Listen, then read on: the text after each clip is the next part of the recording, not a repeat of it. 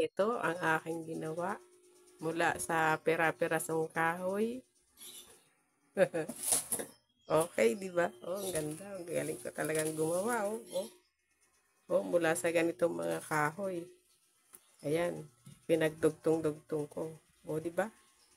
Oh, ang galing kong gumawa. Oh, di ba? Okay. Oh, yan. Pagpapatungan na ng computer. Tingnan nyo ang kalalabasan. Yung luma naming computer. Tapos yung isa nasa loob. Yung bigay ni Ate Trixie.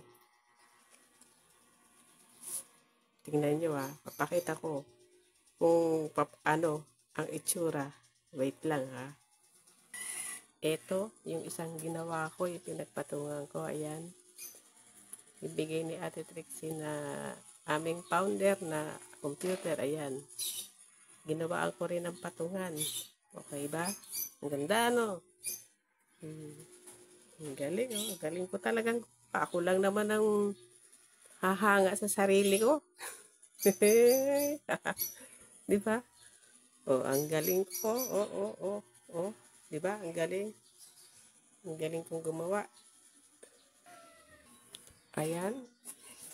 Yari na. Diyan na ipinatong ang bago kong project. Ayan. Di ba? Okay ba mga kaibigan? Ang ganda ng aking gawa. Ang ganda ng aking ginawang patungan. Ano lang yan, dahil yan sa mga retasong mga kahoy na inuwi ng bayaw ko.